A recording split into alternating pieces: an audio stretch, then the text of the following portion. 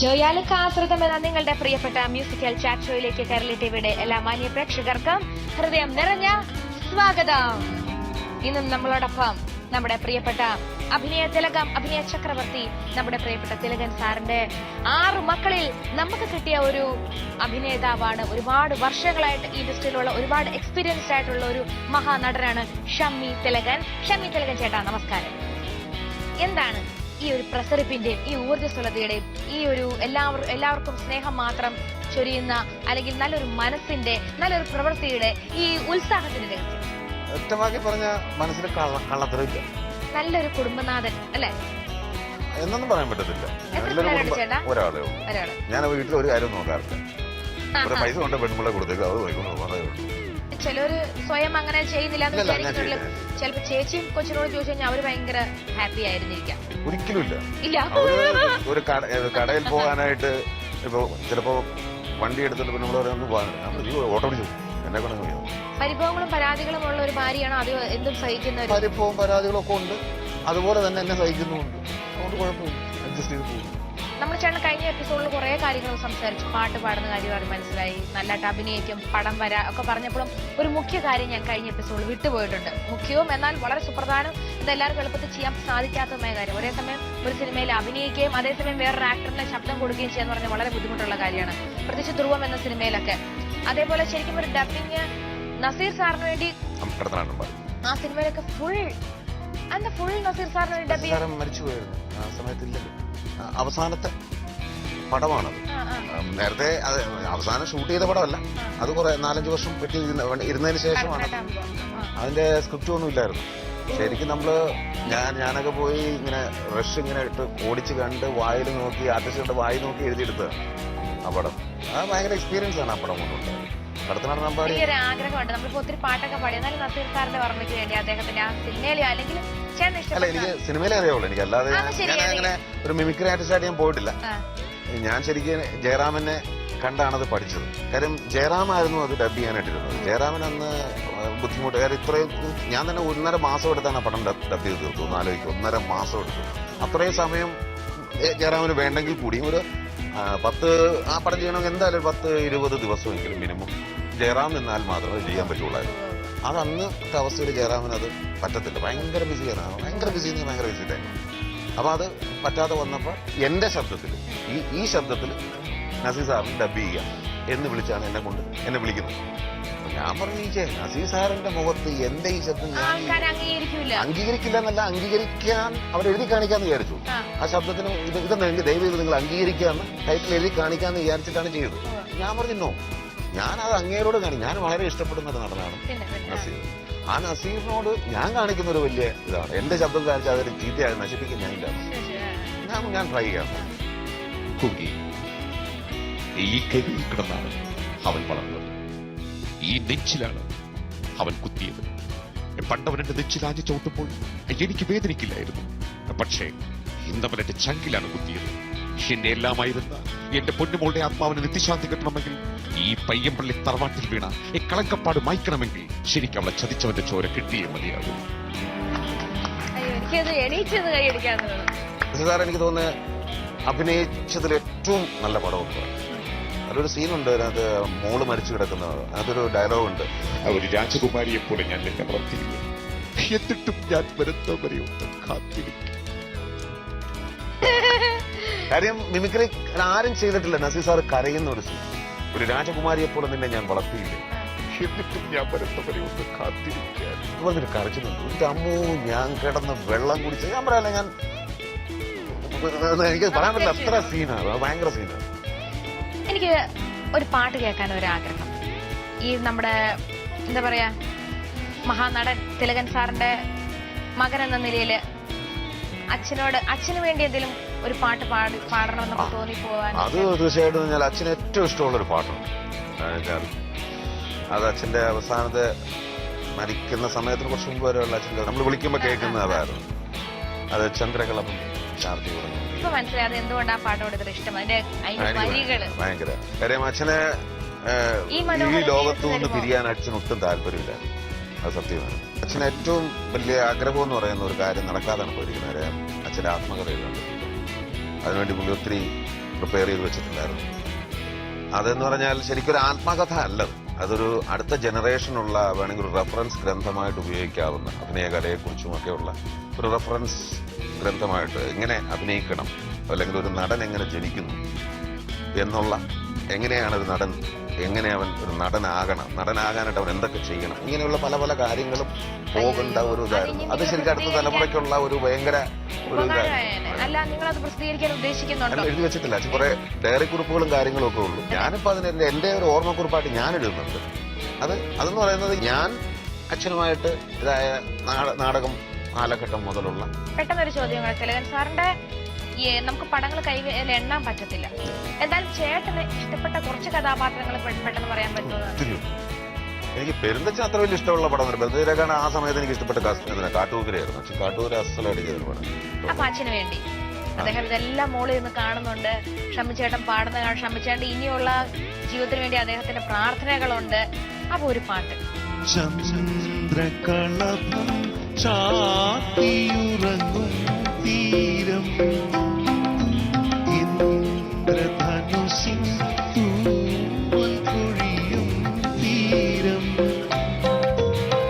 ഈ മനോഹര തീരത്തു തരുമോ ഇനിയൊരു ജന്മം കൂടി, എനിക്കിനിയൊരു ജന്മം കൂടി. ചന്ദ്രകളഭം ചാത്തിയുറങ്ങും തീരം ഇന്ദ്രധനുസിൻ തൂവൽക്കുഴിയും തീരം ഈ മനോഹര തീരത്ത് തരുമോ ഇനിയൊരു ജന്മം കൂടി, എനിക്കിനിയൊരു ജന്മം കൂടി. അറിയാണ്ടൊക്കെ പാടിപ്പോയി. കാരണം ഈ പാട്ട് ഇഷ്ടപ്പെടാത്ത ഒരു മലയാളിയില്ല. പ്രത്യേകിച്ച് കുറച്ച് പഴയ തലമുറയ്ക്കൊക്കെ അവർക്ക് ഈ പാട്ട് കേട്ടാൽ ചോര തിളയ്ക്കും. നമുക്കൊരു കാര്യം ചേട്ടാ, ഇപ്പൊ ലാസ്റ്റ് റീസെന്റ് ആയിട്ടുള്ള കുറച്ച് ഏതൊക്കെ ഫിലിംസ് ചേട്ടൻ ഇപ്പൊ ചെയ്തത്? ഇപ്പൊ എന്റെ ഏറ്റവും ലേറ്റസ്റ്റ് ആയിട്ട് നിൽക്കുന്നത് നമ്മുടെ ഹൗസ്ഫുൾ ടിനി ടോം, ജ്യോതിർമയി. അതില് നല്ലൊരു കഥാപാത്രമാണ്. ഉടനീളം നായകനോട് സപ്പോർട്ട് ചെയ്യുന്ന ഒരു വില്ലൻ അല്ലേ? അല്ല, നായകനെ സപ്പോർട്ട് ചെയ്യുന്ന ഒരു ഗുണ്ടയാണ്. പക്ഷെ അത് സ്നേഹമുള്ള സിംഹം. പാവത്താണ്, പേടിച്ചു തൂറിയോ. ഒരല്പം പോലും ഗുണ്ടായുസമൊക്കെ കാണിച്ച് വലിയ വിരട്ടൊക്കെ കണ്ടെന്നുള്ളൂ. രാത്രി കറണ്ട് പോകുമ്പോ പേടിയാ, പെട്ടെന്ന് അങ്ങനത്തെ ഒരു ടൈപ്പ്. ഈ കഥാപാത്രത്തിൽ നിന്ന് നേരെ വേറെ ഇതിലോട്ട് പോവോ ചേട്ടാ? കോമഡിയിലോട്ട് ഇനി പോവോ? പറയാൻ പറ്റില്ല അല്ലെ? പോയാലും വേണ്ടാന്ന് വെക്കില്ല അല്ലെ? അങ്ങനല്ല, കോമഡിയിലോട്ട് പോവാന്നല്ലേ എന്നെ സംബന്ധിച്ചിടത്തോളം കിട്ടുന്നത് വേഷം. ഏത് കോമഡി ആയാലും നായകനായിട്ട് അതെനിക്ക് ഒരു കുറവായിട്ട് തോന്നുന്നില്ല. നമുക്കൊരു കാര്യം ചെയ്യാം. ഹൗസ്ഫുള്ളിൽ ചേട്ടൻ ഇത്രയും നല്ല റോള് തന്ന അതിന്റെ മൂന്നാല് പ്രൊഡ്യൂസേഴ്സ് ഉണ്ട്. അതിലൊരു നല്ല തൊടുപുഴക്കാരനായ ഒരു പയ്യനുണ്ട്. പുള്ളിയെ സംബന്ധിച്ച് പറയാനാണെങ്കിൽ ഏകദേശം 95ഓളം ക്രിസ്തീയ ആൽബങ്ങൾ പുള്ളി ഇറക്കിയിട്ടുണ്ട്. ഞാൻ സ്നേഹപൂർവ്വം സ്വാഗതം ചെയ്യുന്നു. ഹൗസ്ഫുൾ എന്ന ചിത്രത്തിന്റെ നിർമ്മാതാവും ഒപ്പം ഇപ്പൊ അദ്ദേഹം 100ാമത്തെ ഡിവോഷണൽ ആൽബം ചെയ്യാൻ പോവുകയാണ്. ഇളയരാജയാണ് സംഗീത സംവിധാനം നിർവഹിക്കാൻ പോകുന്നതെന്നൊക്കെ അദ്ദേഹം പറയണം. അപ്പൊ നമുക്ക് തീർച്ചയായിട്ടും സ്വാഗതം ചെയ്യാം. ജിനോ കുന്നുംപുറം ഫ്രം തൊടുപുഴ. ഈ എന്ത് പറ്റി ദൈവിക ചിന്തയൊക്കെ വിട്ട് നേരെ സിനിമയിലോട്ട് പോകുന്നു? അങ്ങനെയല്ല, ഇത് എന്നറിയോ, ഭക്തിഗാനം മാത്രം ഇറങ്ങണമെന്നുള്ളായിരുന്നു എന്റെ ലക്ഷ്യം. ഞാൻ ദൈവത്തോട് വാക്ക് കൊടുത്തിരുന്ന ഭക്തിഗാനം മാത്രം ഇറക്കുള്ളൂന്നായിരുന്നു. നേരത്തെ വാക്ക് കൊടുത്തു. സിനിമാ ചരിത്രത്തിൽ ആദ്യമായിട്ടാണ് ഇങ്ങനത്തെ ഒരു സബ്ജക്ട്. പക്ഷേ ഒറ്റ പ്രസവത്തിൽ 4 കുട്ടികളുണ്ടാണ് പടം ലോകത്തിൽ വന്നിട്ടില്ല. അല്ല, അതിനകത്ത് ഈ 4 പിള്ളേരൊക്കെ ഉണ്ടായി കഴിഞ്ഞാൽ ആ പെണ്ണിന്റെയും ആ ഭാര്യയുടെ അവരുടെയൊക്കെ അവസ്ഥ ഒന്ന് ആലോചിക്കുകയും ഒരെണ്ണത്തിന് തന്നെ കൊണ്ട് എന്റെ മോനെ ഞാൻ പറയാം, ചെറുപ്പത്തിലെ ഞാനാണ് അവനെ ശരിക്കും ചെറുപ്പത്തിൽ കൂടുതൽ കൈകാര്യം ചെയ്തത്. എന്ത് ചെയ്യാൻ പറ്റുമെന്ന് ഒരാളെ അതാ ഞാൻ പറഞ്ഞത്. ലൊക്കേഷനിലാളും അവരെ നെഞ്ചത്ത് കിടന്നേ ഉറങ്ങുള്ളായിരുന്നു ആ സമയത്ത്. പാട്ട് കേട്ട് നെഞ്ചത്ത് കിടന്നേ ഉറങ്ങുള്ളൂ. അപ്പൊ ഈ ഒരെണ്ണത്തിനെ ഉറക്കുമ്പോ അപ്പുറത്ത് സാധനം കൂടെ എന്ത് ചെയ്യുന്നു? ആ ഒരു അവസ്ഥ ഭയങ്കര ഹ്യൂമറസ് ആണത്. ലൊക്കേഷനിലും ഭയങ്കര രസമായിരുന്നു. തീർച്ചയായിട്ടും സന്തോഷം. ഇതിനകത്ത് ഈ കുട്ടികള് 5 ഏജിൽപ്പെട്ട കുട്ടികളെ കാണിക്കുന്നുണ്ട്. അതായത് കുഞ്ഞുങ്ങൾ ഉണ്ടായി തന്നെ ആദ്യം 4 കുട്ടികളാണെന്ന് ടിനി ടോമിനോട് പറയുന്ന സമയത്ത് ആദ്യം ഒരു കുട്ടീനോട് പുറത്തു വരും. അപ്പൊ ടിനി ടോമിന് അറിയില്ല 4 പിള്ളേരുണ്ടെന്ന് അറിയില്ല. അതിനുശേഷം പുറകെ 2, 3, 4 എന്ന് പറഞ്ഞിങ്ങനെ അണിയണിയായിട്ട് നേഴ്സറി കൊണ്ടുവരികയാണ്. അപ്പം ഉണ്ടാകുന്ന പിള്ളേര് 3 മാസം പ്രായം, 1 വയസ്സ്, 3 വയസ്സ്, 7 വയസ്സ് ഇങ്ങനെ ഇത്രയും പിള്ളേരെ കാണിക്കുന്നുണ്ട്. ഷൂട്ടിംഗ് തന്നെ ഭയങ്കര ഇഷ്ടപ്പെടും. നല്ലൊരു കുടുംബചിത്രം, കാണാത്തവരെല്ലാരും പോയി കാണണം. നമ്മുടെ ഷമിച്ചേട്ടനാണെങ്കിലും ഒരു മുഴുനീളം നല്ലൊരു കഥാപാത്രം, ഹ്യൂമർ ക്യാരക്ടറാണ് ഞാൻ ചെയ്തിട്ടുണ്ട്. ഞാൻ ഇത്ര നാളും കണ്ടതിൽ ഷമിച്ചേട്ടൻ ചെയ്തതിൽ ഒരു വ്യത്യസ്തമായ ഒരു കഥാപാത്രമാണ്.